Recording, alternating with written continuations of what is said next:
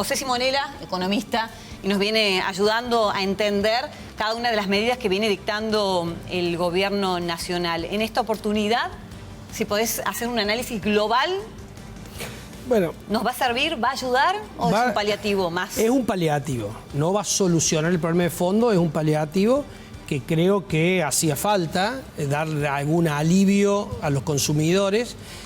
Y es un alivio también el hecho de que no solamente haya sido el esfuerzo del sector privado acordando congelar determinados precios. Bueno, a todos nos hubiera gustado que los productos fueran más, claro, que las bocas de expendio fueran más. Son 60 productos. 60 productos. 2.500 puntos de distribución. Claro. ¿Llegarán a Córdoba? Porque esa es la pregunta que nos hacemos todos, ¿no? Porque es más fácil en Buenos Aires. Yo entiendo que a Córdoba van a llegar, la duda que todos tenemos, si además va a llegar al interior del interior, si van a llegar a las localidades, si van a llegar a los barrios de Córdoba. Me parece que está pensado en los grandes conglomerados urbanos y fundamentalmente en las grandes cadenas de supermercados. Pero el almacenero, ese que, digamos, al cual acuden todos los días digamos, los ciudadanos a comprar la diaria. Sí. No sé si va a tener acceso a estos precios y a estos precios acordados. Así que bueno, el desafío es que esto pueda llegar a todo el país, a lo largo y a lo ancho de todo el país, a todas las localidades y a todos los comercios. Daría la impresión que no va a ser tan fácil, más allá de los esfuerzos que puede hacer el gobierno, que dice que va a poner 350 inspectores a controlar. Sí, va a poner a controlar. Y es más, le está exigiendo a cada una de las provincias, ¿no?, que también salgan a hacer un esfuerzo de control. Sí, el problema es si los comerciantes van a tener acceso a esos precios, digamos, para comprar los productos y qué va a pasar con los gastos de transporte. Puntualmente de la carne, nos quedamos justamente con ese alimento, 149 pesos el kilo. Ya hoy salimos a dar una vuelta en carnicerías, dicen que es prácticamente imposible. Claro, hoy no lo tienen ese pero precio. Eso, Cruz, va a ser en el mercado central de Buenos Aires y en la puerta de los frigoríficos. Claramente, ahí tenés un ejemplo de que una buena medida, digamos, va a estar muy concentrada en algunos lugares, fundamentalmente del Gran Buenos Aires y de algunos conglomerados.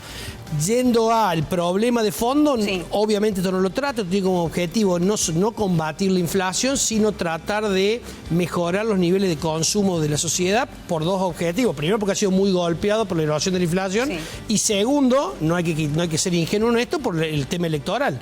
Digamos, el gobierno necesita también que la gente pueda consumir un poco más para que esté un poco mejor a la hora de votar. Te llevo tarifas. Bueno, con el gas prácticamente no hay nada que decir, porque ya esta tarifa plana se anunció y se viene cobrando, se va a cobrar en 3 meses. Es decir, que con eso no habría mucho que hacer. Ahora, con la luz, ¿y qué podría pasar en Córdoba, donde ya EPEC dice que viene en desventaja?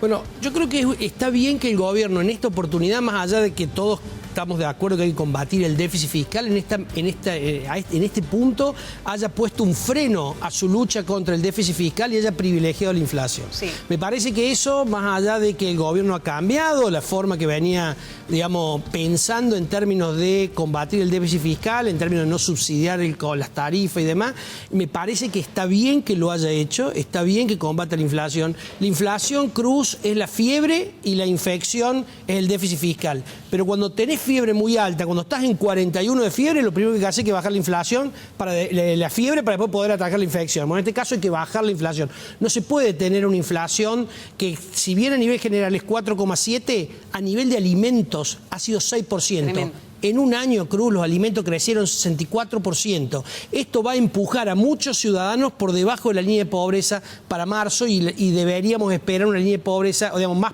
mayor cantidad o mayor porcentaje de pobres para este año, para este mes. ¿Por qué no termina de bajar la inflación, no? Porque hablamos de una plaza que está seca, no hay dinero para absolutamente nada. Banco Central que dispone de dólares, tiene reservas. La cosecha también por parte del agro, beneficiosa también para todos nosotros. Y una inflación que no la pueden bajar de ninguna manera. Bueno, la inflación, si bien digamos, todo el mundo comparte que la inflación tiene un componente muy importante monetario, es decir, que la cantidad de dinero genera inflación. Detener los procesos inflacionarios no es solamente secando la plaza como hasta ahora ha hecho el gobierno, sino que en el caso de Argentina, fundamentalmente, las expectativas juegan un factor muy muy importante. Entonces, es muy difícil, y creo que en alguna vez lo hemos charlado acá, es muy difícil combatir la inflación solo con tasa de interés. Es muy difícil que un ministro como Duhovne dijera un día que la inflación iba a bajar y al otro día venía el ministro de Energía y decía que el gas iba a aumentar, que la luz iba a aumentar, que el teléfono iba a aumentar. Digo, sí, no había un acuerdo ni entre ellos. No había un acuerdo y eso golpea las expectativas y es difícil así parar la espiralización de la inflación, es decir, lo que vos esperás que pase con la inflación. Así que me parece que en esto el gobierno ha estado acertado en quitar las expectativas de que hasta fin de año las tarifas no van a volver a aumentar, no va a aumentar el transporte, no van a aumentar los peajes. Me parece que es un esfuerzo que el gobierno tenía que hacer en este momento y ojalá que este acuerdo, que hoy son de 60 productos con 19 empresas y 2.500 bocas, el gobierno tenga capacidad para extenderlo a más productos y a más bocas de tensión. La última, con esta batería de medidas anunciadas, si se aplican de la manera correcta y entre todos hacemos un esfuerzo de contralor, las empresas también de cumplimiento y el gobierno también, ¿es posible que empiece una desaceleración de la inflación y nos empecemos a acomodar? Es la última chance que tiene el gobierno, evidentemente. Yo creo que si el gobierno logra contener el precio del dólar, que pareciera que hoy tiene herramientas para generar oferta de dólares y satisfacer la demanda, si no hubiera ningún evento internacional que dispare ese aumento del dólar, el gobierno va a poder en los próximos meses ir reduciendo la inflación. ¿Va a bajar la inflación de manera importante? No, va a seguir una inflación del 2%. Yo creo que el gobierno aspirar a una inflación del 2%, una inflación que nos debiera seguir preocupando, porque es una inflación tremendamente alta, pero comparado con los valores de este último trimestre, va a ser menor. Pero es condición necesaria que el dólar se mantenga calmo. Y frente a un escenario, político que genera bastante incertidumbre, esto es un desafío no menor.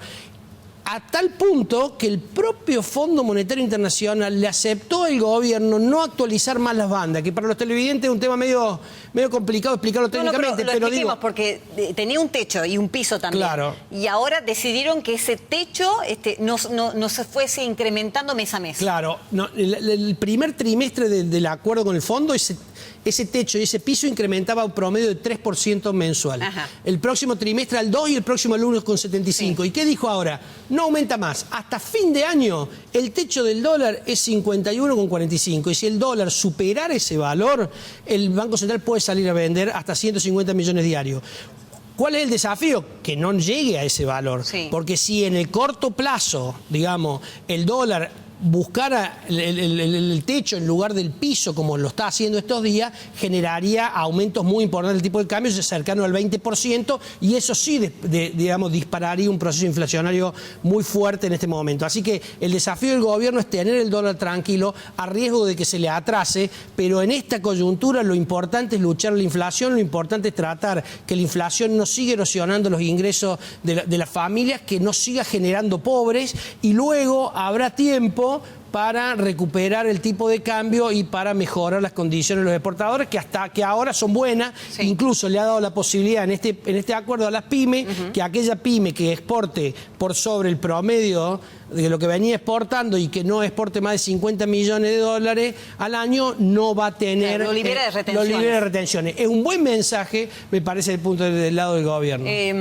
Otra consulta, el dólar está más o menos contenido porque sube o baja dentro de algunos centavos, pero el riesgo país también nos está marcando una deficiencia importante. El riesgo país es preocupante. Ajá, ¿cómo nos miran desde afuera? Es preocupante por lo que tiene que ver a la posibilidad de que vengan inversiones a Argentina. Con un riesgo país de más de 800 puntos, la verdad que todos los análisis, todo el mercado financiero internacional nos ve como un país muy riesgoso, mucho más riesgoso que los países de la región y de los países del grupo del cual pertenecemos, que somos los países emergentes, y claramente aleja la posibilidad, en primer lugar, de que el gobierno se endeude, tanto el gobierno nacional como los subnacionales, y que el sector privado consiga financiamiento externo. Gracias, José.